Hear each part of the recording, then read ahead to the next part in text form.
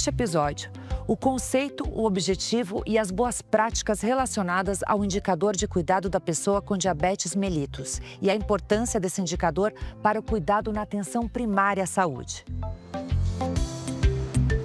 Oi, Ângela. Oi, Janaína. Hoje estou sabendo que a gente vai falar sobre o componente desempenho do cofinanciamento federal. Exatamente, a gente vai falar do componente 3, do indicador 4, que é o indicador de acompanhamento das pessoas com diabetes. O indicador permite avaliar o acesso e acompanhamento longitudinal das pessoas com diabetes em relação aos episódios de cuidados necessários de maneira coordenada e contínua na atenção primária.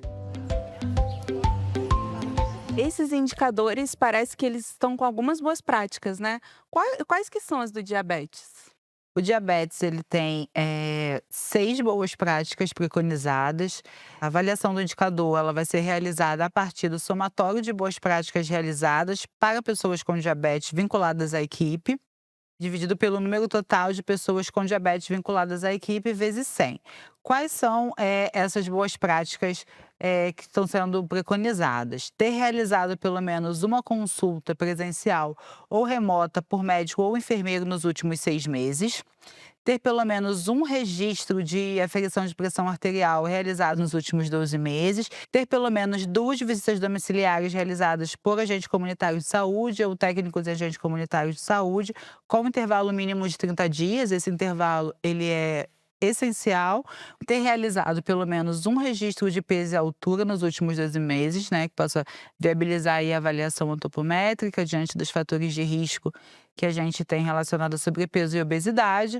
Ter pelo menos um registro de hemoglobina glicada solicitada ou avaliada nos últimos 12 meses. E ter realizado pelo menos um registro de avaliação dos pés nos últimos 12 meses. Esse é uma prática que a gente precisa melhorar significativamente. A gente tem uma cobertura muito baixa da realização da avaliação dos pés e é um dos grandes problemas que a gente tem na perspectiva das complicações. A periodicidade de atualização e monitoramento do indicador é mensal e a avaliação deve ser realizada a cada 4 meses.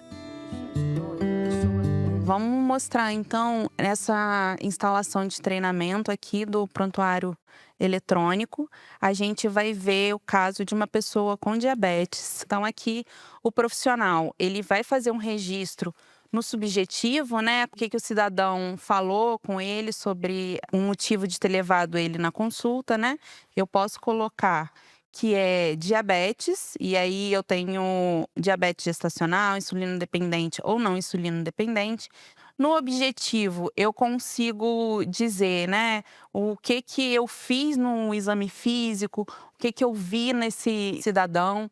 E aqui eu posso colocar, inclusive, um relato de como que tá o pé dele, pensando nessa boa prática, que é a avaliação do pé diabético. Como eu peguei aqui um paciente idoso, eu também tenho aqui a possibilidade de fazer um registro do IVCF 20, né, que é para avaliação multidimensional da pessoa idosa. Essa informação aqui é bem importante, que é o peso e a altura desse cidadão. Então, se eu colocar aqui um peso e uma altura, eu inclusive já tenho o IMC calculado aqui automaticamente. Então, eu posso colocar aqui também perímetro de panturrilha, a pressão arterial.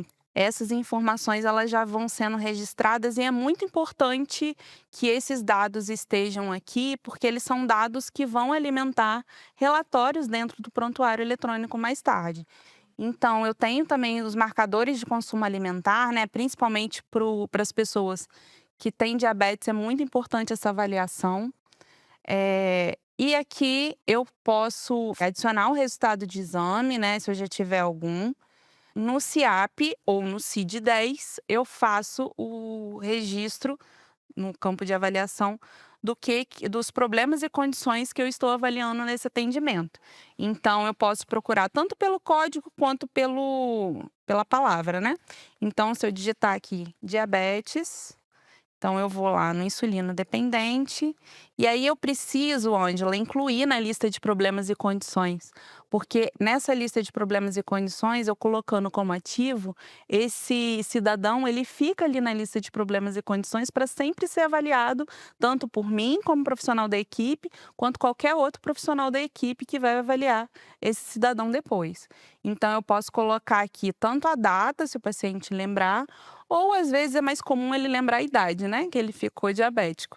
Então eu adiciono e aqui ele fica como uma condição ativa e na lista de problemas e condições ele também fica aqui para ficar mais fácil à esquerda do profissional ver em qualquer atendimento.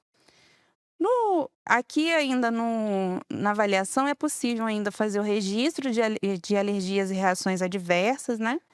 Aí no campo do plano, o profissional ele vai poder colocar ali todo o plano de cuidado que ele tem para aquele cidadão diabético. E aqui nessa parte de intervenções e procedimentos clínicos realizados, ele pode registrar os outros exames que ele precisa fazer. Como ele fez o exame do pé diabético, ele vai colocar aqui ou por código CITAP ou a palavra pé diabético, que ele acha fácil o procedimento para fazer essa adição aqui manual. E a gente teve alguns procedimentos colocados de forma automática, que é justamente quando eu coloquei antes o peso e a altura e também a pressão arterial, ele já vai automaticamente adicionar sem precisar de colocar novamente aqui no final.